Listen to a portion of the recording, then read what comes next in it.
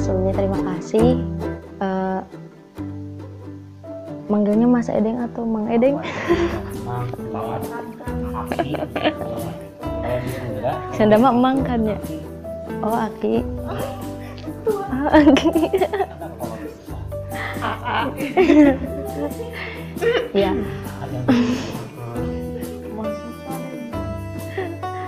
Alhamdulillah ya, mau bersyukur dulu karena ini tuh pertama kali Eka kesini, berarti alhamdulillah sekali. Pokoknya mah gak bisa berkata-kata, tapi ini lagi ngomong sih sebenarnya. Ya itu biasa omongan-omongan itu basa-basi tuh. Klise tuh. Tapi disebutin mulu. Bersyukur banget bisa nge-save nomornya Teis ya. Gara-gara nge-save nomornya Teis, jadi story WhatsApp-nya tuh selalu muncul tuh tentang lingkar jenar, tentang apa link-link YouTube-nya, tentang kegiatan-kegiatan Teis waktu itu di Sawung Juang kalau nggak salah. Seringnya ya ada diskusi-diskusi gitu. Penasaran gitu, kok ada sih yang masih eksis, apa sih komunitas yang eksis dan kayaknya ini konsisten sekali gitu setiap malam Kamis atau Rabu malam ya disebutnya.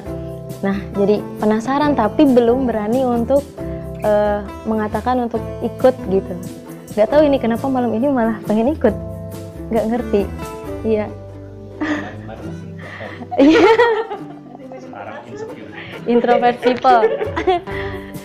Dan ini pun tidak tahu karena ini tuh menyangkanya ada obrolan seperti ini tuh tidak direkam Teis, ternyata direkam gitu. Jadi itu kaget gitu. Cuman untungnya saya kan punya YouTube juga, cie.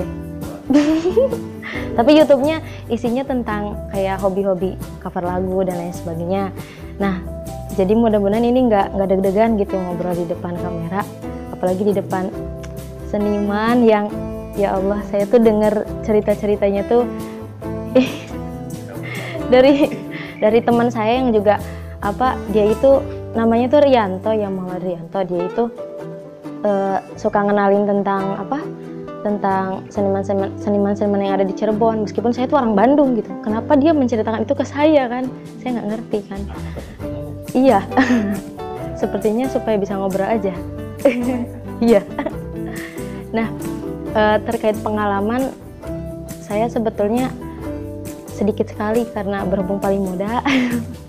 Jadi pengalamannya, kalau tadi Teh Uyung, Teh Iis, itu kayaknya luar biasa banget gitu. Jadi malah buat saya tuh ini inspirasi dan ilmu sekali gitu dari dua orang yang di sebelah saya ini tuh.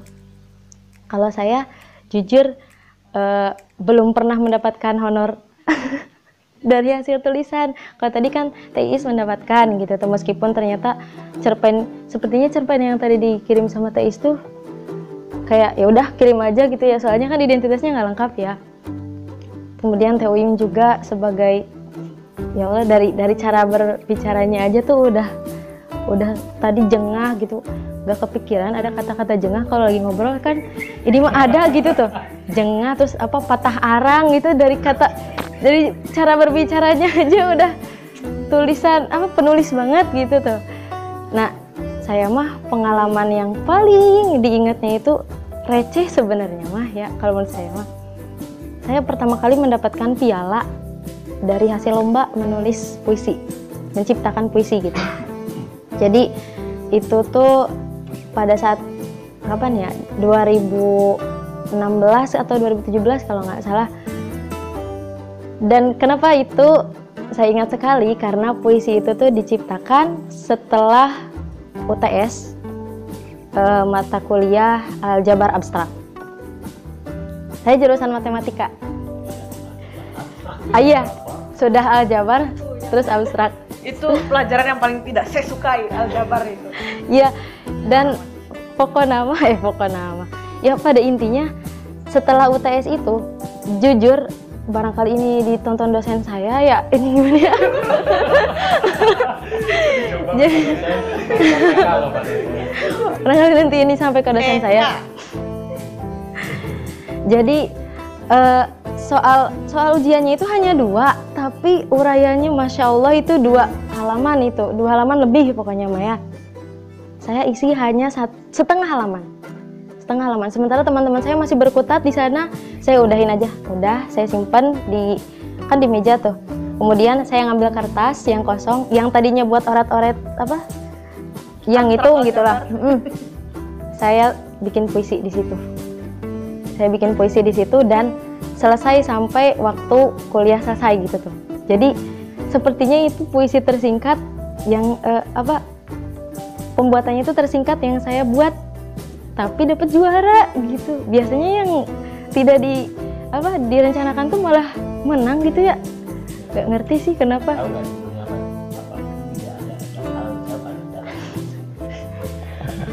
Nah, iya, judulnya itu tanyakan pada pemuda. Jadi sebetulnya puisi itu tuh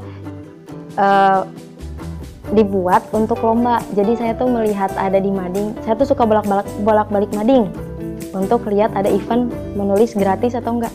Gratis ya. Yang bayar mah nggak ikut gitu. Jadi yang gratis aja. Ya. Kalau kalah kan gak rugi gitu tuh. Astagfirullah. Ya. Nah, di situ tuh pas kapan ya, pokoknya pas Hari Sumpah Pemuda kalau nggak salah eventnya itu. Nah, setingkat lombanya itu sewilayah 3 Cirebon kalau nggak salah. Makanya saya tuh ingat banget karena itu tuh keren banget kalau menurut saya ya. Saya sebetulnya jadi juara 2 aja sih, nggak jadi juara 1.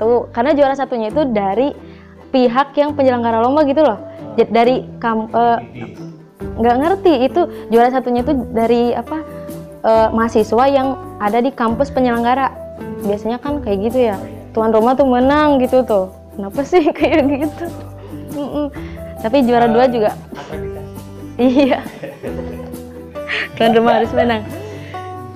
Nah, itu sih yang saya ingat tentang pengalaman saya. Nah, saya pikir ya ketika puisi itu dibuat itu tidak akan jadi juara, tapi pada saat itu tuh saya merasakan tulisan saya tuh ngalir banget. Dan ketika telah jadi, saya tuh baca lagi, ternyata ini tuh hampir mirip dengan karyanya Gusmus. Cara pembuatan ininya, cara pembuatan puisinya. Saya memang sangat ngefans kepada Gusmus, sastrawan banget gitu tuh. Puisinya, cerpennya, saya pernah membaca buku-bukunya gitu tuh. Nah, pada bait-baitnya itu kayak apa sih, saya lupa pokoknya mah, kan tanyakan pada pemuda. Jadi awalnya itu bagaimana bisa, kemudian jika kau, kemudian bagaimana bisa, kemudian jika kau. Jadi apa sih, ada apanya ya namanya tuh, ada, aduh bingung nyebutnya. Nah, ada rimanya itu yang saya sangat sukai dari cara Gusmus menulis puisi. Kemudian tanpa sadar itu ternyata menjadi gaya nulis saya juga, itu tanpa diniatkan. Jadi akhirnya saya tekuni itu. Namun sebetulnya minat saya menulis itu sudah ada sejak kelas 4 SD. Iya, waktu kelas 4 SD, teman bukan puisi. Jadi kelas 4 SD itu barangkali, kan ini mah nggak ada yang seangkatan ya. Jadi dulu mah pas jadi pas zamannya saya itu ada tugas bahasa Indonesia itu untuk mendeskripsikan gambar, menceritakan ulang gambar. Ada gambar anak kecil sedang berdiri di pinggir jalan, kemudian gambar kedua ada nenek-nenek, gambar ketiga anak kecil itu menggandeng nenek-nenek, gambar keempat nenek-nenek dan anak kecil tersebut itu sudah berada di seberang jalannya lagi gitu tuh. Nah, saya itu menceritakan itu dengan tulisan, itu tugas dari guru bahasa Indonesia, dan pada saat itu saya selesai paling pertama. Pas dibawa ke depan kelas, guru tersebut Ibu Oom namanya, Ibu Oom terima kasih kalau misalnya nonton ini ya semoga sehat selalu. Beliau itu memberikan apresiasi ke saya gitu. Jadi dari situ saya sangat jadi saya paham bahwa apresiasi itu penting gitu, apalagi di usia-usia gitu. Itu kan usia berapa berarti ya, 9 atau 10 tahun gitu, dan itu saya ingat sampai hari ini. Jadi apresiasi itu akan selalu diingat, begitu juga dengan bulian, hujatan, dan lain sebagainya gitu. Akhirnya saya berusaha untuk menjadi orang yang selalu mengapresiasi gitu, supaya diingat dan memberikan motivasi. Dari situ kemudian berlanjut lagi di SMP, saya juga sering mengikuti lomba-lomba puisi. Saya ke puisi dulu mungkin ya, karena proses awal. Jadi ke cerpen itu kayak masih, ini mah cerpen mah terlalu panjang banget gitu, harus ada alurnya, tokohnya. Nah ada tokohnya. Wordplay. Iya. Oh, tokoh. Meskipun ada guru bahasa Indonesia di SMP itu, saya SMP-nya di Bandung, itu menjelaskan tuh sebetulnya detail, tapi saya nggak ngerti juga. Pada akhirnya guru tersebut memberikan seperti wejangan ke arah diari. Jadi untuk bisa menulis, coba belajar nulis diari katanya, buku diari. Di buku diari nulis cerita sehari-hari. Nah akhirnya dari situ saya menulis diari. Nah dari menulis diari itu yang saya baca kemudian pada saat aliyah, ternyata isinya aneh gitu.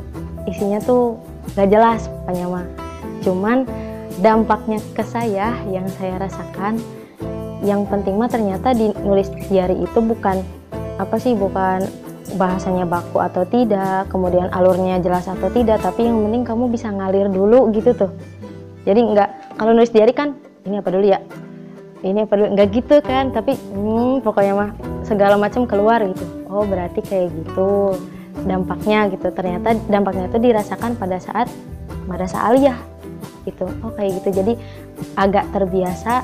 Dan seperti TII saya juga ikutan mading, ekskul mading, OSIS juga, dan di situ saya mengembangkan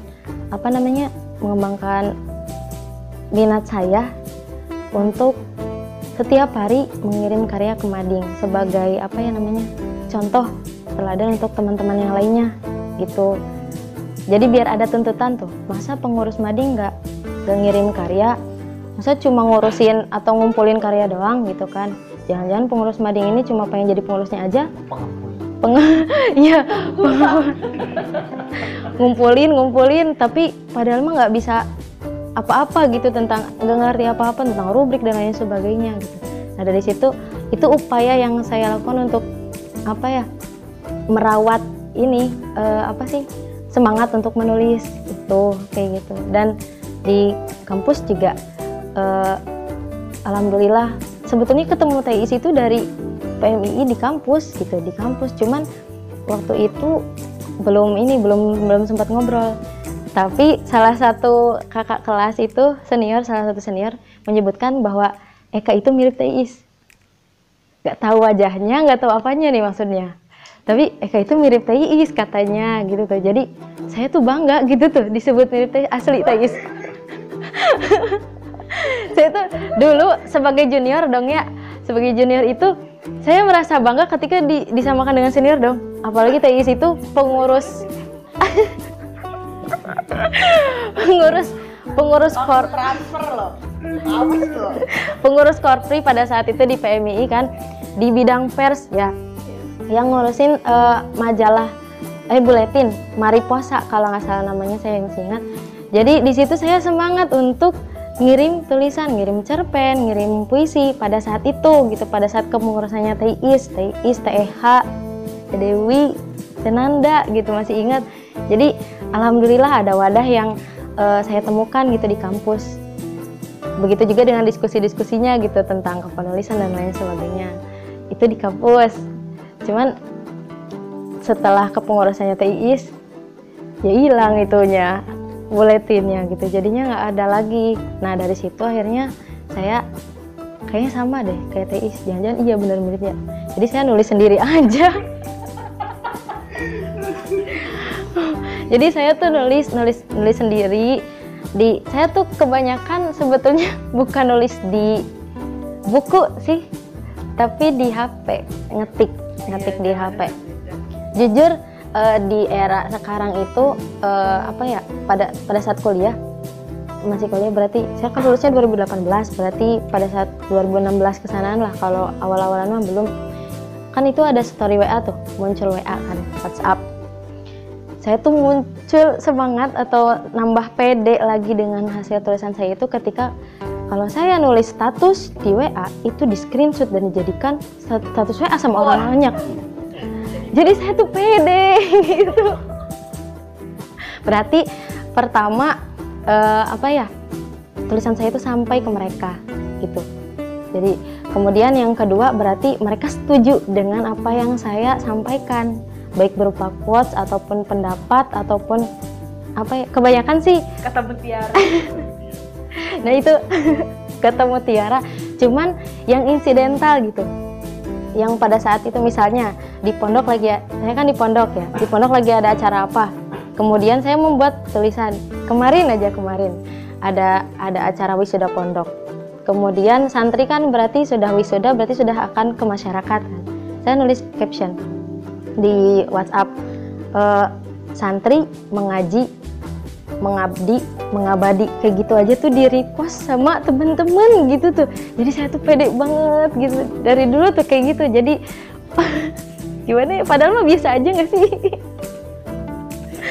Tapi mungkin karena insidental sih pada saat itu gitu, jadinya banyak yang sepakat mungkin dengan itu, akhirnya screenshot. Itu mungkin karena saya juga menambahkan emoticon sih. Jadinya mungkin keren, kemarin ada emoticonnya.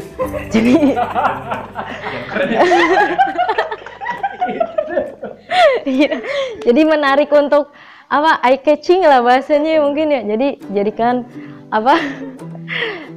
status di story WA teman-teman yang lainnya kayak gitu. Gimana ya? Saya pengalamannya belum sampai ke ngirim-ngirim. Oh gitu, bikin buku. Ceritanya pandemi ini membuat saya tidak ada kegiatan karena saya pulang ke Bandung sementara kerjaan saya di Cirebon gitu. Akhirnya di rumah tuh saya diem aja di kamar. Saya kebanyakan di kamar, bahkan sama adik saya aja jarang ngobrol karena mereka kuliah daring.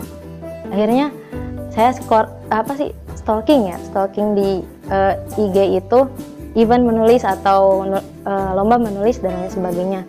Ternyata ada di situ tuh event menulis terbit gratis kalau nggak salah, dan deadline-nya itu tanggal 30 Juli. Saya lihatnya tanggal 1 Juli, berarti sebulan ini mah berarti ditargetkan. Nah akhirnya karena sebetulnya motivasi pertama adalah saya Agustus ulang tahun. Saya jadi entah kenapa kepikiran gini, saya ingin menyiapkan kado ulang tahun untuk saya dari saya gitu. Saya.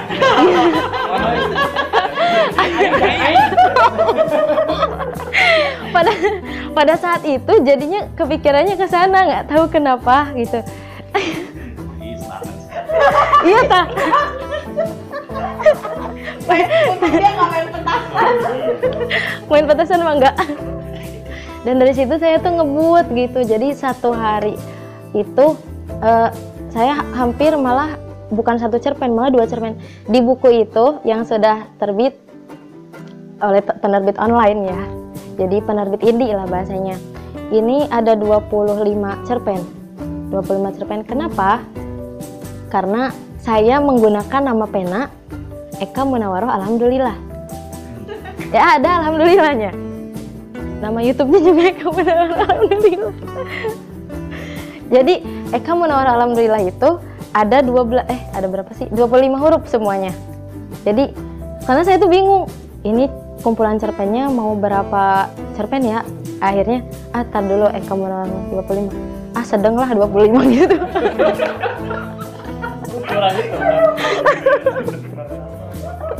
Itu pertimbangan bocil. Sedang pedes apa kecap bebas? Alhamdulillah, masya Allah, nilai kalah. Jadi akhirnya saya membuat itu karena gini juga, di situ ada apa sih? Ada persyaratan. Persyaratannya itu minimal 50 halaman. Jadi oh ya udah, berarti dari satu judul 2 halaman dong. Sedang juga. Jadi saya pikir itu tidak akan memberatkan gitu. Dan ditambah pada saat itu saya punya teman juga yang udah pernah nerbitin di situ. Saya nerbitin di situ karena direkomendasikan oleh dia gitu tuh. Jadinya ya udah. Tapi setelah tadi ada obrolan seperti itu ternyata obrolan di belakang kamera. Cuman nggak apa-apa. Ini untuk permulaan. Jadi saya akhirnya kenapa dipertemukan dengan guru kita semua yang ada di sini tuh mungkin itu alasannya gitu ya. Coba kalau saya nggak mencoba untuk nerbitin buku mungkin nggak akan ngobrol sama TII. Jadi saya tuh pamer ke TII saya udah nerbitin buku gitu. Iya, dia tandanya baru dilihat lagi. Cerpennya 2 halaman. Ya, Sedang lah.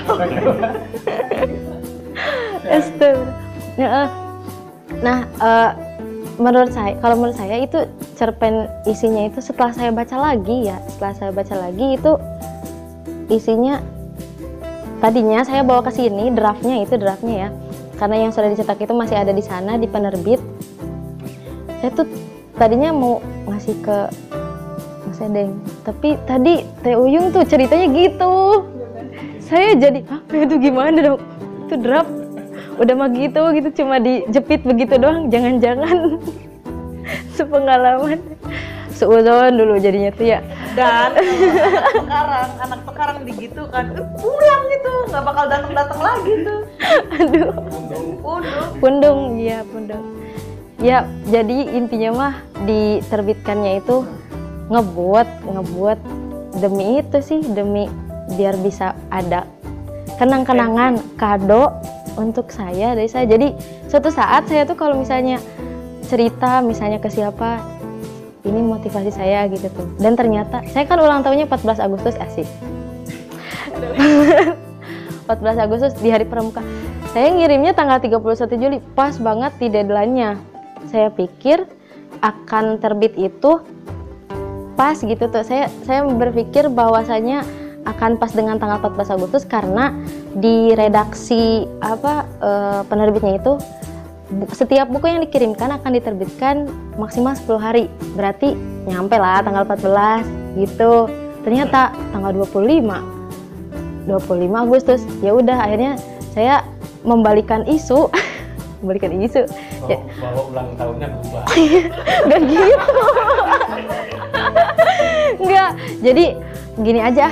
Karena ini isinya 25 cerpen, jadi Allah itu menakdirkan tanggal 25 juga gitu. Berarti jadi mengambil hikmahnya, rencana kita sama rencana Allah itu maksa banget. Bisa jadi mengait-ngaitkan aja. Iya, pintar. Betul sekali, menghibur diri sendiri. Tapi itu berhasil sih, jadinya tenang gitu, tenang. Dan ada sense yang luar biasa ketika ada kabar dari penerbit itu akhirnya lolos seleksi katanya diseleksi gitu. Tidak semua naskah yang dikirimkan itu bisa lulus, karena kalau misalnya kata pengantarnya tidak memenuhi syarat dan lain sebagainya itu tidak lulus seleksi gitu.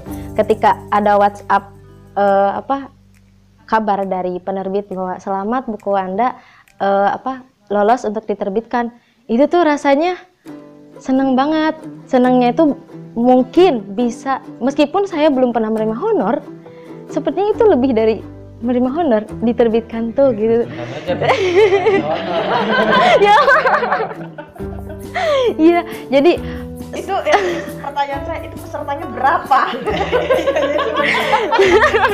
Iya ya, itu pesertanya berapa? Iya, kayak gitu. Di packagingnya kan bisa. aja. Iya, benar juga, benar juga. Pada intinya mah menghibur diri itu loh sebenarnya. Nyeneng-nyenengin diri sendiri di bulan kelahiran. Di saat pandemi juga gitu, biar ada istilahnya hashtag berkarya dari rumah. Oh iya. Kampanye dong. Aduh, gitu sih kalau tentang buku. Jadi saya bukannya insecure atau kayak gimana, tapi merasa sadar diri pasti ini karyanya, karena karyanya sebulan. Orang tewing aja artikel atau apa yang 3 bulan, esai aja 3 bulan. Tadi dengar 3 bulan, wih kok itu sebulan gitu. Jangan-jangan isinya entahlah gitu kan. Entah berapa. Iya. Ya Allah, ya udah, gak apa-apa. Yang penting mah terbit. Jangan insecure. Iya, Kita belum baca. belum. Jangan negatif thinking dulu. Jangan thinking. Oh, thinking. Kita baca. Iya, iya, iya. Urusan buang apa di suatu itu enggak. Kok ada kata-kata yang Apalagi buat ini entong gitu ya. Belakang. aduh, sejarah ini, waduh. Gitu. Kayak gitu, sederhana banget ya. Setiap pribadi punya banyak nggak ada yang sama kan? Nggak ada yang sama. Masuk arti sekarang. Nah, silakan.